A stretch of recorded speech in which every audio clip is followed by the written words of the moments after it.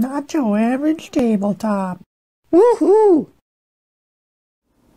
Welcome back to Not Your Average Tabletop. I'm Zach. And I'm Pepper. And today we're going to be giving our initial thoughts on one of our newer games to the collection, Resurgence. As you can see, it's a pretty fancy cover.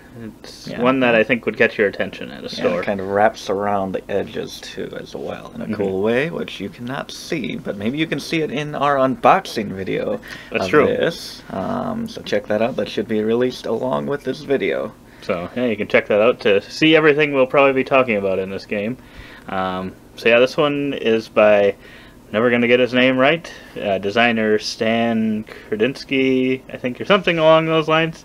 I think I looked for it before on this box and I couldn't find it initially, or that easily. But anyway, he's the one that did Rurik, Dawn of Kiev, Endless Winter, Lockup, and I think this was the first game. He now, I think, has his own company, sort of, publishing company, and this is the first game by them, Half a Kingdom Games. I think they're going to come out with another one soon, so depending kind of what we thought of this one, we might have to at least give that one a check it out, you know, when the Kickstarter or GameFound launches, whatever it is. But yeah, so this was one that I was pretty interested in. I'm not. I think it's an interesting topic to me. Like, it's sort of an apocalyptic type game feel.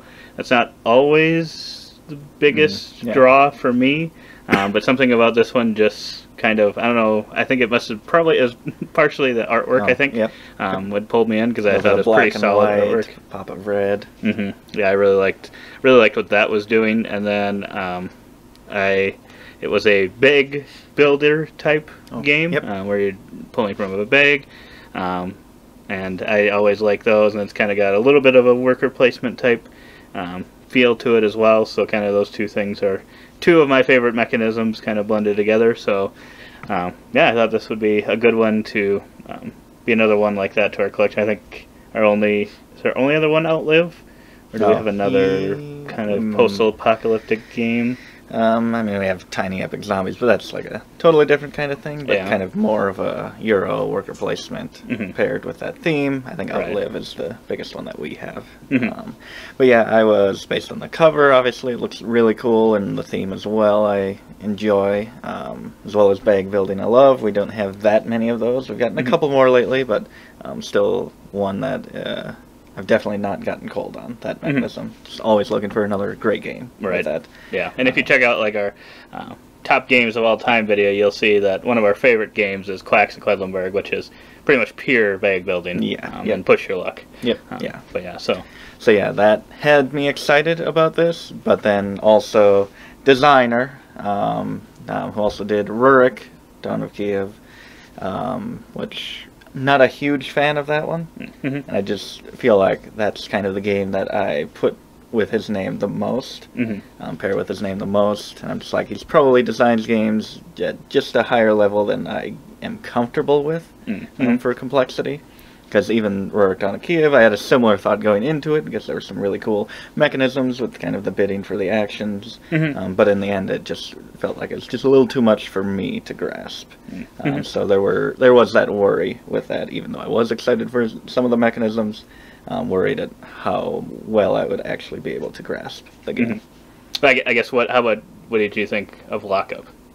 So we've played that one once or twice, a couple times. Lockup, I mean, hadn't played Rurik going into that. That's true. I didn't even realize that was him until just recently. But I did like Lockup quite a bit. That one I don't find too complicated or too hard. It just brings out a lot of AP, I feel like, for players like us. That's true. Yeah, that one's got an interesting mix of mechanisms. So, but we'll get to our play of this one. So yeah, I think I was probably a little more excited than you were going into it, and so we played a 3-player game of it with Michaela. And well, she whooped our butts. Yes, off. She did whoop our butts. Sure, she wants us to mention that. She did whoop our butts by quite a bit. But yeah, I really liked the game quite a bit. Even though I got last, and it kind of felt like I was behind the whole game, I was still really enjoying trying to determine. So there's the bag building portion of it. There's really not that many options. You've kind of got your base people, which makes up a majority of your bag at the start. I think there's 6 of them, and then you also at the start have like a general that counts as like kind of 3. I don't know, 3 power. I don't know what you'd call it, or influence or something. Because there's like 4 different types. There's your general. There's 3 different types in the middle tier, and then there's just the basic workers. And the middle tier can take their specific action, and the basic one, and your general can take any. I don't know if there's any general specific actions. Yeah, I don't think so. But it can take anything below it in rank. So it's pretty much how it works. Yep. So so it's not like a Quacks where you've got tons of different options and they're totally different. They just kind of like you said on the board, they're about. What was this? Probably a little over half, maybe 66% of the spaces were the base one's requirement. Yep. And then kind of the other ones were the 3 middle tier ones, kind of a mixture, kind of each. There's kind of 2 halves of the board split into 3 spaces. Sounds way more complex than it is, but then each one of those had a spot for kind of those middle tier workers, and then kind of the other one. The third one, the general. El General, you could use it for pretty much anything, but so I really liked how that worked, and sometimes you'd be like, oh, I really want to take this action, so if I could just get either this or the general out, I'll be able to take it, and then if you can't, you usually can still take the action, it's just not as good with kind of the option of your normal average worker, general, not quite the as worker. good of an action. Right. So I do like that you still usually have the option for most of them. I think there's a couple that you can't do unless you have those. And you can still go into the same spot. Right. But you just have to pay like a resource for every one already there. But I really liked how that worked and how that kind of made you maybe rethink what you were hoping to do a little bit, and maybe you can still try to do it. It seemed like sometimes you could still find ways to do what you kind of wanted to do. You just may have to be a little less efficient, but you could still sometimes get there. And I really liked, I didn't know if I would as much, as the initial placement is hidden. So there's kind of 3 areas you can put them into.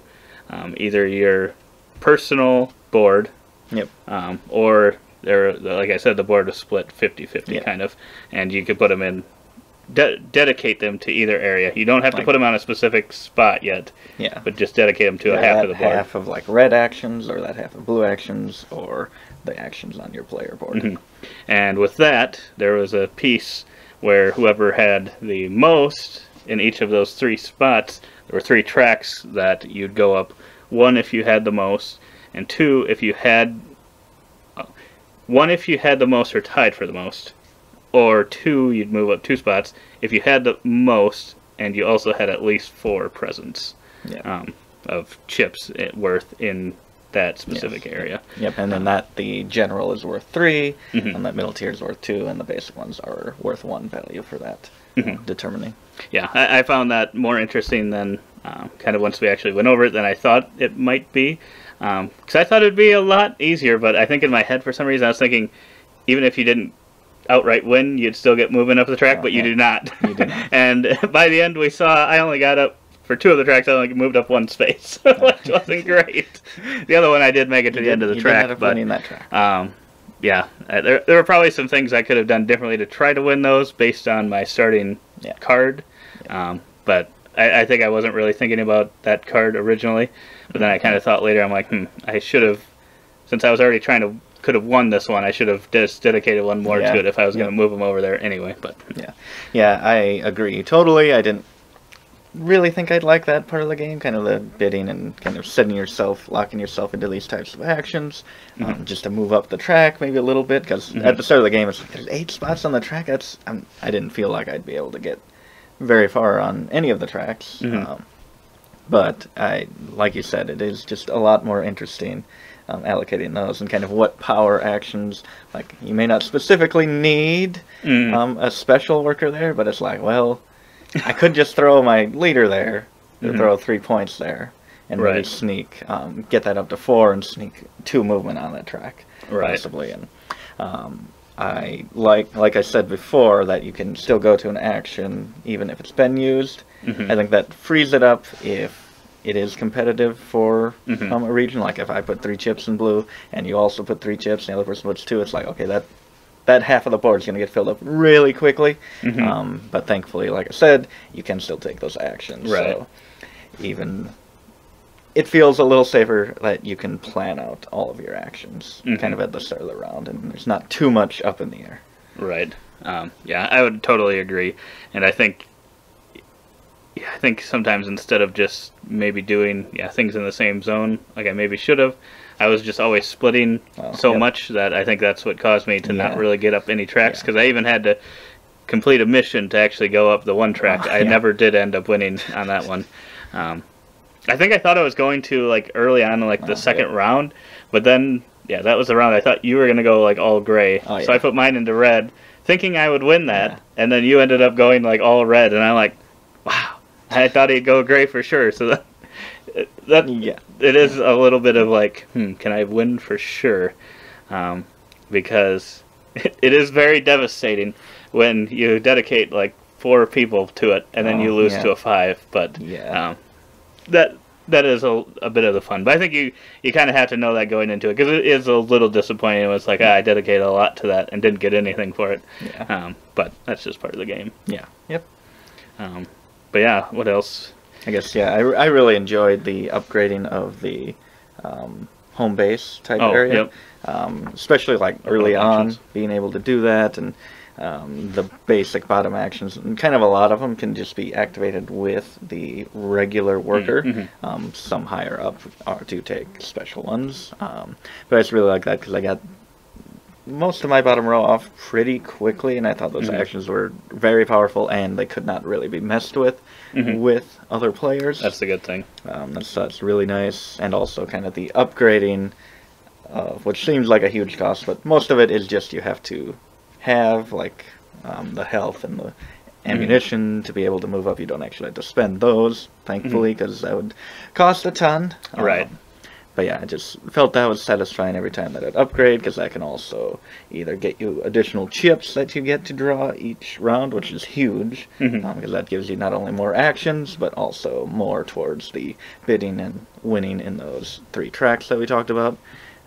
And also the objectives, you can possibly have access to more of those if you get up there. So I just felt the whole home board was very rewarding. I would 100% agree. My plan was to go heavier on that early, but it just, I think you went to it a lot, and I think was your main card. Did that get you the kind of gears a little bit easier? Yeah. Yep. It was just so hard for me to get a bunch of gears was the thing. So by the time I'd get the gears, you would have taken that action usually. Like we said, I could still take it, but it was just less efficient, so I was spending extra resources to do it. The middle tier worker that would be able to go to the spot. Oh, right. That Because did we kill just those. kind of randomly picked, because we started with, we didn't actually draft the cards for this one. You can draft kind of starting. So I think that'll be an interesting thing to do in the future, sure. because you can kind of set yourself up in a certain way to try to maybe work a certain strategy, whereas I think we kind of just, not knowing, much of the game, we just kind of took the approach where we got one of everything. So I think that will be a lot more interesting to see, kind of, if someone starts with a bunch of bread or a bunch of oil, and they start with bonus or extra workers, that would be pretty cool. But yeah, even though I ended up losing by quite a bit, I would say there maybe, it's hard to say because it's just been one play. One possible negative is it might have a runaway leader thing, just maybe. Because as you complete these objectives, which are where you get a pretty good chunk of points, a good chunk of your total points, as you complete them, you get bonuses between each round, and those bonuses kind of are what it takes to complete more of those cards. So it's kind of like, the quicker you can get them off, the more of those resources you get, or get them done. So if you can get those going Yeah. early. Yeah, and Michaela had like a fantastic engine. She had Mhm, a bunch yeah. of cards that let her gain additional ones. Right. And then And- was and- gaining all that income. And, Right, and she went out of her way and got Yeah, for those sure. extra people that actually comboed with them. So Yeah. it's not like it was just and she got still, lucky. even though it felt like she was blowing us away in that area, Right. which felt like a huge thing, it Yeah. was actually ended up being closer than I would have thought. Yeah, I 'Cause thought we she was were- really going to kill us. Because I think I was like, I didn't want to say anything because I didn't know if at the end of the game something would come up that would whatever, but yeah. yeah, because I think you were 60 something, I was 70 something, and she was 90 something. Mhm. Like I thought she was But- going to be like even farther ahead. I mean, that's still quite a gap, Right. but like it seemed like she was really Yeah, it seemed like every time Taking she the game. completed one, she got to go boom, boom, boom, Yeah. and you only get to re-trigger those once. Yep. And Yep. I think that's probably Yeah. why, because her cards kind of allowed her to get another card even, and then kind of every time she completed, well, not every time, but one time when she'd completed each round, she'd get kind of I think a bread, points. So she at least, it's not like she just lucked into it, but she got a bunch of people that all worked together for what she was doing, which Yeah. worked really, really solid. Yeah. But there may be that. I don't know. We'll have to see with more plays if that is kind of a stronger strategy. I'm not 100% sure on that or not. Because like you said, we were still there. Yeah. But yeah, I think so.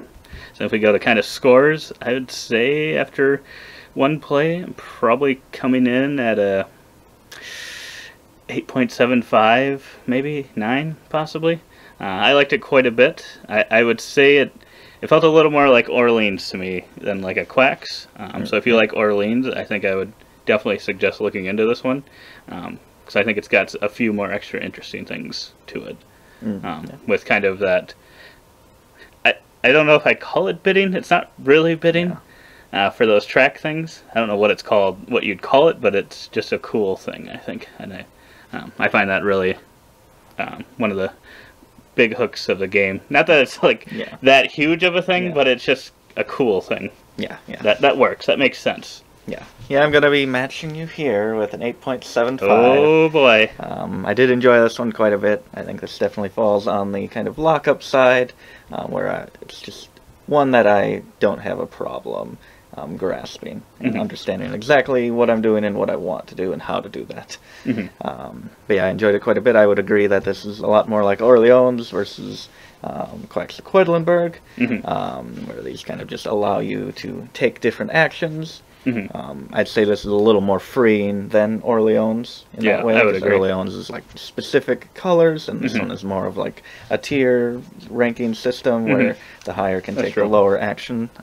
So I think this is a little more forgiving in that way, which I very much enjoy. But yeah, like I said, really, really enjoy this game.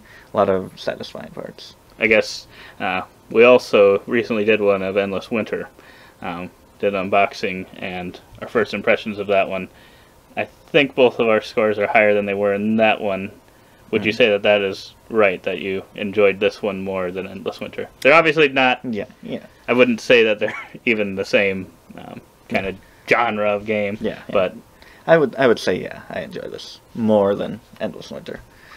Lockup would probably be, I don't know if I'd say it there. Maybe in time I could see enjoying this more than Lockup. Maybe we'll have to do a ranking of all of Stanley's games that we own. We may have to do that.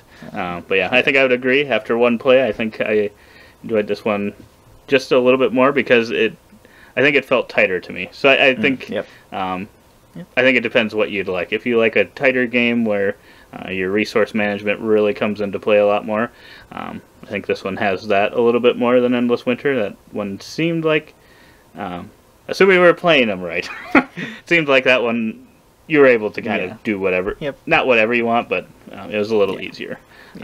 But I think they were both solid games. So yeah, that is our initial thoughts on Resurgence.